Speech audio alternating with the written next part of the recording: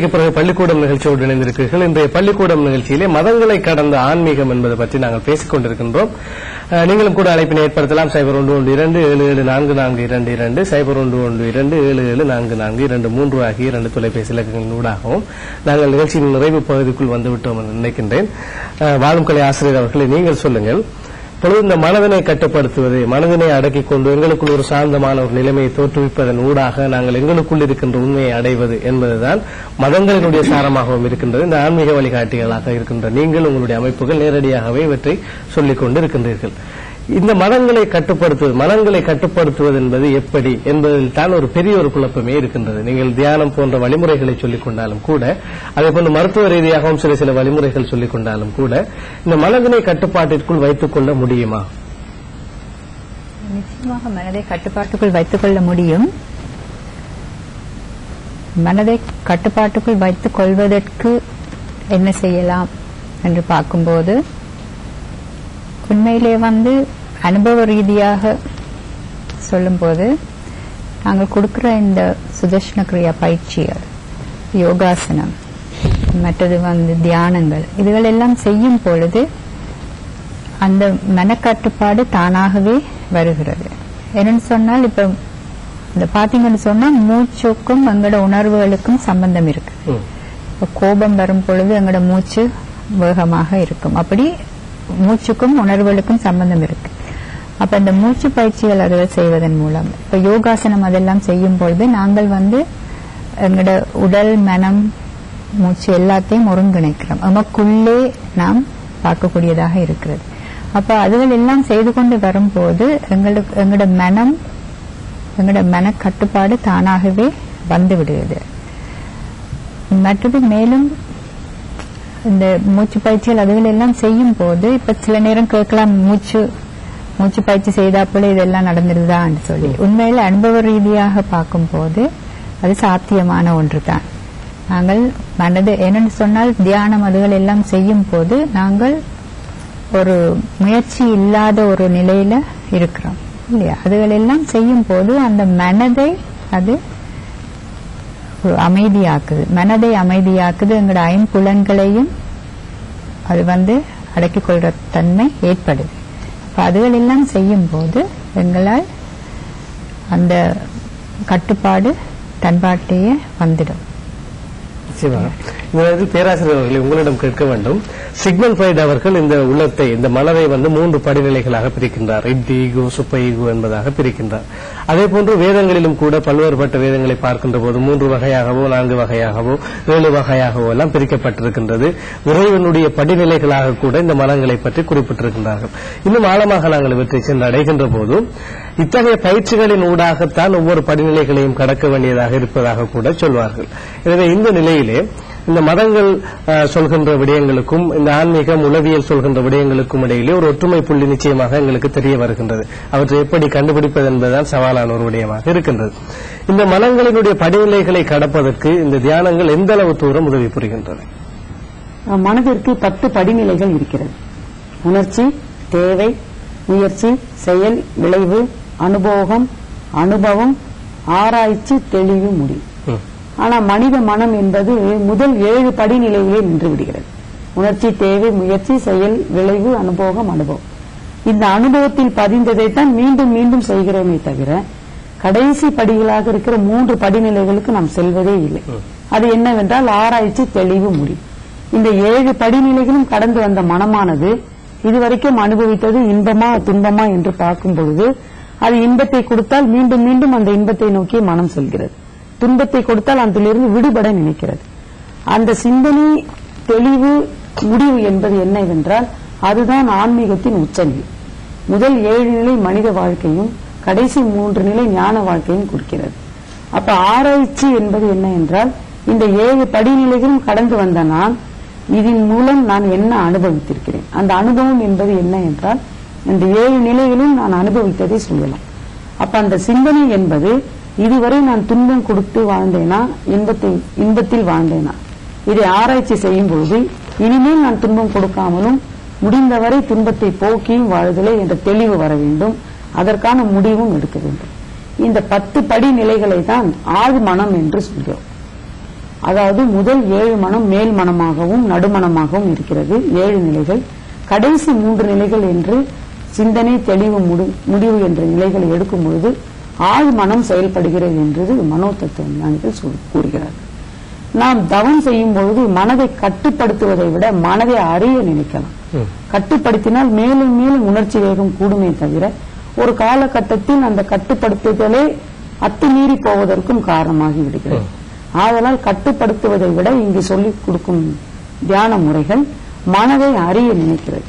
வேதாத்ரி மகரிஷி அவர்கள் சொல்லுவார்கள், ஆசை என்பது ஒரு எண்ணம், எண்ணமோ மனதின் எழுச்சி நிலை, மனமோ உயிரின் படர்க்க நிலை, உயிர்தான் நான், நான் தான் உயிர் என்கிறார். அப்ப உயிரின் படர்க்கையான மனம் எங்கிருந்து புறப்படுகிறது, எங்கு செல்கிறது, அது சென்று சேரும் பொழுது அந்த மனமானது எனக்கோ மற்றவர்களுக்கோ துன்பம் கொடுக்கிறதா, இதை ஆராய்ச்சி செய்ய சொல்கிறார். அப்ப அந்த எண்ணங்களை ஆராய்ச்சி செய்யும் பொழுது நான் தீய எண்ணத்தில் இருக்கிறேனா அல்லது நல்ல எண்ணத்தில் நான் வாழ்ந்து கொண்டிருக்கிறேனா என்று பார்த்து மனதை அறிவதற்கு பயிற்சி. மனம் என்பது உயிரின் படர்க்கை. அந்த உயிரை ஒவ்வொரு நிலையிலும் இந்த பூர்வ மத்தியில் இருக்கும்போது அதற்கு பெயர் ஆகனா சக்கரத்தில் அது சுழன்று கொண்டிருக்கிறது. இங்கு விஞ்ஞான முறைப்படி பிட்யூட்டரி கிளாண்ட் இயங்குகிறது. அந்த பிட்யூட்டரி சுரப்பிலிருந்து சுரக்கும் அலைகள் அமைதி அலையாக வந்தால் அதற்கு விஞ்ஞானம் கொடுத்திருக்கிற பெயர் ஆல்பா அலை. அது உணர்ச்சி நிலையில் வரும்பொழுது 14 to 40 சைக்கிள்ஸ் பெர் சைக்கிள்ஸ் ஓடுகிறது. அதற்கு பீட்டா வேவ்ஸ் என்று சொல்கிறோம். அப்ப விஞ்ஞானமும் மெய்ஞானமும் அங்கு இணைகிறது. அப்ப பிட்யூட்டரி சுரப்பி என்ற ஆகனா சக்கரத்தின் மேல் உயிரின் அசைவை கவனிக்கும். அது அங்க மனமாக இயங்குகிறது. அந்த உயிரின் மேல் தியானம் செய்யும் பொழுது மனம் என்பது அறிய முடிகிறது, துன்பம் கொடுக்காமல் வாழ முடிகிறது. அதே மாதிரி தலை உச்சியில் பீனியல் கிளாண்ட் என்று சுரப்பி இருக்கிறது. அது அனைத்து மூளை செல்களுக்கும் அது வளத்தை கொடுத்துக் கொண்டிருக்கிறது. அந்த மூளை செல்களுக்கு தேவையான ஆக்சிஜன் வேண்டும், மூளை செல்கள் வலுப்பெற வேண்டும். முக்கியமாக இன்று சயின்ஸ் என்ன சொல்கிறது என்றால் வலது பக்க மூளை 3% சயின்டிஸ்டுகளுக்கு வேலை பார்க்கிறது என்று சொல்கிறது. சாதாரண மனிதனுக்கு அந்த மூளையின் வலது பக்க மூளையினுடைய செயல்பாடு கம்மி தான். இடது பக்க மூளை நன்றாக வேலை செய்கிறது. ஆனால் இடது பக்க மூளை என்பது நெகட்டிவ் தாட்ஸை கொடுக்கிறது. உன்னால் எதுவும் முடியாது, அந்த மாதிரி ஒரு பய உணர்ச்சி, அதையெல்லாம் கொடுப்பது இடது பக்க மூளையினுடைய செல்களின் அமைப்பு என்று விஞ்ஞானம் நிரூபிக்கிறது. வலது பக்க மூளையில் உள்ள செல்கள் அனைத்துமே பாசிட்டிவ் தாட்ஸை கொடுக்கிறது. ஆனால் என்ன துரதிருஷ்டமோ, இயற்கையிலேயே நமக்கு வலது பக்க மூளையினுடைய செயல்பாடு மிகவும் கம்மியாக இருக்கிறது. அப்பொழுது பார்க்கும்போது இந்த மனவள கலையில் கொடுக்கப்படும் துரிய தியானம், இந்த பீனியல் சுரப்பிகள் மீது செய்யப்படும் தியானம் ஒரு தீட்சை கொடுத்து அந்த சுரப்பிகளை நன்றாக சுரந்து அதிலிருந்து சுரக்கும் அலையானது, அதிலிருந்து வரும் மேக்னெட்டிக் போர்ஸ் ஒரு காந்த அலையானது மூளை செல்களுக்கும் முக்கியமாக வலது பக்க மூளைக்கும் அந்த ஆற்றல் கூடுகிறது. இந்த தெய்வீக சக்தியை தான் நாம் என்ன சொல்கிறோம் என்றால் அதை தியானம் என்று சொல்கிறோம். இந்த இடத்தில் தியானம் செய்யும் பொழுது உயிராகவே நிற்கிறது. இதை அனுபவபூர்வமாக உணரலாம். அப்ப மனம் கட்டுப்பாடு என்பது வேற, மனதை அறிவது என்பது வேறு. மனதை அறியும் பொழுது நாம் துன்பம் கொடுக்காமலும் துன்பம் கொடுக்கும் செயல்களிலிருந்து மீண்டு கொள்ளலாம். இந்த மாதிரி தவ முறைகள் இந்த படிநிலைகளாக சொல்லிக் கொடுக்கப்படுகிறது. அப்பொழுது மேல் மனம் உணர்ச்சி நிலையில் இருந்தாலும் தியானம் செய்யும் பொழுது ஆகனா துரியா சக்கரத்தில் தியானம் செய்யும் பொழுது மனம் என்பது நடுமனத்திற்கு செல்கிறது. இந்த நிலையில் இந்த புருவ மத்தியில் ஆகனா சக்கரத்தில் செய்யும் பொழுது மன அலைச்சூழ 8 to 13 சைக்கிள்ஸ்குள்ளே ஓடுகிறது. இந்த இடத்தில் செய்யும் போது 7 to 4 சைக்கிள்குள்ளே ஓடுகிறது. அப்பொழுது மன அலைச்சூழல் தானாகவே குறைந்து ஒரு அமைதி நிலை வருகிறது. அந்த அமைதி நிலை வந்த பிறகு நாம் எண்ணங்களை ஆராய்ச்சி செய்வது முக்கியம். நான் எந்த எண்ணத்தில் இருக்கிறேன், இப்பொழுது இந்த நிமிடத்தில் எனக்கு என்ன எண்ணம் வருகிறது, நல்ல எண்ணமா தீய எண்ணமா என்று பகுத்து பார்க்கும் ஆராய்ச்சி செய்யும் அறிவு இங்கே ஏற்படுகிறது. அதனால் இந்த துரிய நிலை என்பது மூளைக்கு வலுவை கொடுக்கிறது, ஞாபக சக்தியை கொடுக்கிறது. அதனால் இங்கே கொடுக்கப்படும் மனோதத்துவ ரீதியான அனைத்து பயிற்சிகளுமே துரிய நிலையில் இருந்து எண்ணங்களை ஆராய்ச்சி செய்து தற்சோதனை செய்து நல்ல எண்ணங்களை வைத்துக் கொள்ள மட்டுமே இங்கு பழகுவதால் மனதை அறியும் பயிற்சிகளாக இங்கு அனைத்து பயிற்சிகளும் கொடுக்கப்படுகிறது. நிச்சயமாக இந்த நேரத்தில் டாக்டர் அவர்களை நீங்கள் சொல்லுங்கள், இத்தனை தூரம் ஆழமான கருத்துக்கள் இந்த மதங்களுக்குள் புதைந்து கொண்டிருக்கின்ற போது மதங்களுக்குள் பேதங்களாக சில வேறுபாடுகளை மாத்திரமே கருத்தில் கொண்டு வாழ்க்கையின் மிக முக்கியமான பாதிகளை முக்கியமான பகுதிகளை தொலைத்துக் கொண்டிருக்கின்ற மக்களுக்கு நீங்கள் சொல்கின்ற அறிவுரை என்ன?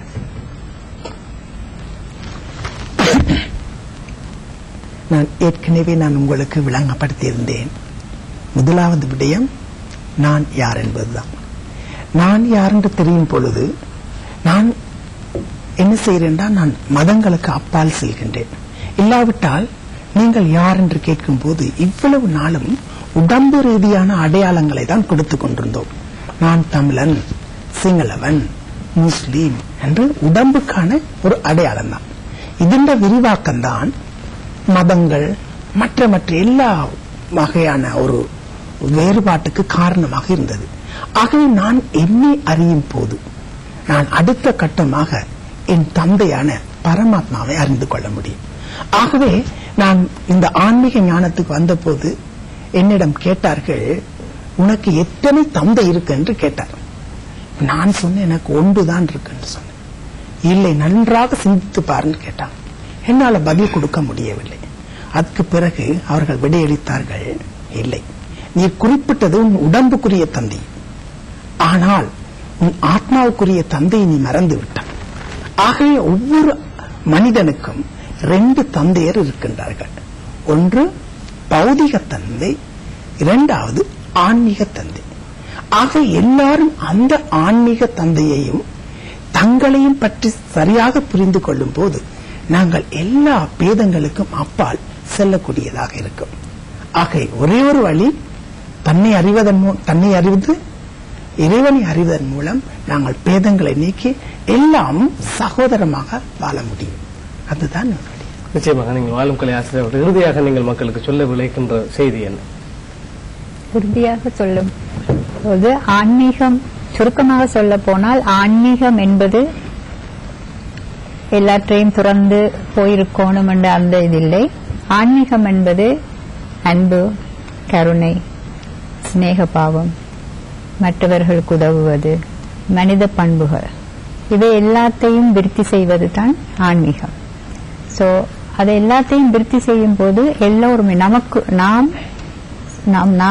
நமக்குள்ள நல்ல பண்புகள் விருத்தி செய்யும் போது நாம் நல்லவர்களாக, நல்ல எண்ணங்களோடு, பாசிட்டிவ் எண்ணங்களோடு நல்ல விதமாக இருக்கலாம். அப்ப ஒவ்வொருத்தரும் தங்களுக்குள்ளே இருக்கிற அந்த நல்ல பண்புகள் எல்லாத்தையும் வெளிக்கொண்டு வரும் பொழுது சமுதாயமும் பாசிட்டிவான எண்ணங்களோடு பாசிட்டிவாக இருக்கலாம். அந்த நெகட்டிவ் தாட்ஸ், நெகட்டிவ் எண்ணங்கள் இல்லாமலுக்கு பாசிட்டிவான இதாக இருக்கலாம். சோ ஆன்மீகம் என்பது எங்களுக்குள்ளே இருக்கிற இந்த நல்ல பண்புகள், அன்பு, கருணை, இதுகள் எல்லாவற்றையும் விருத்தி செய்வதற்காக ஏற்பட்டதுதான் இந்த ஆன்மீகம்.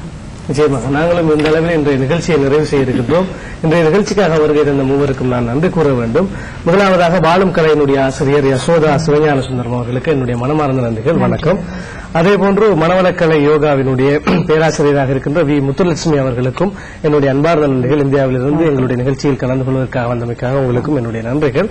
அதேபோன்று பிரம்மகுமாரிகள் ஆன்மீக பல்கலைக்கழகத்தினுடைய பிரதிநிதியாக இன்று வருகை தந்த டாக்டர் எஸ் சந்திரமோகன் அவர்களுக்கும் என்னுடைய அன்பார்ந்த வணக்கங்கள். பொதுவாக இந்த மதங்களுக்குள் இருக்கின்ற ஆழமான விடயம் புரியப்படாமல் மதங்களின் மேலோட்டமான அறிவோடு ஒருவருக்கொருவர் பேதங்களோடு பார்க்கின்ற இந்த பழக்க வழக்கங்கள், இந்த எண்ணங்கள் எல்லாம் அகன்றொழியப்பட வேண்டும். இன்றைய நவநாகரிக உலகம் சிந்தனையினுடைய வளர்ச்சி உச்சமாக இருக்கின்ற இன்றைய காலகட்டத்திலே மதங்களுக்குள் இருக்கின்ற ஆழம் புரியப்பட்டு ஒரு நல்ல முஸ்லிமானவன் நல்ல இந்துவாகவும் நல்ல கிறிஸ்தவனாகவும் இருப்பான், அதே போன்று நல்ல இந்துவானவன் நல்ல முஸ்லிமாகவும் நல்ல கிறிஸ்தவனாகவும் இருப்பான் என்று சொல்வார்கள். எனவே ஒவ்வொரு மதங்களுக்குள்ளும் இருக்கின்ற உண்மையான தத்துவம் புரியப்படுகின்ற போது சக மனிதர்களையும் எங்களுடைய பிம்பமாக நேசிக்கக்கூடிய மனிதர்களாக நாங்கள் உருவாவோம் என்கின்ற கருத்து வலுப்பெறுவதற்கான காலம் வெகு தூரமில்லை என்பதை நம்பிக்கையோடு சொல்லிக்கொண்டு இன்றைய பள்ளிக்கூடம் நிகழ்ச்சியிலிருந்து நானும் விடைபெறுகின்றேன். நன்றி, வணக்கம்.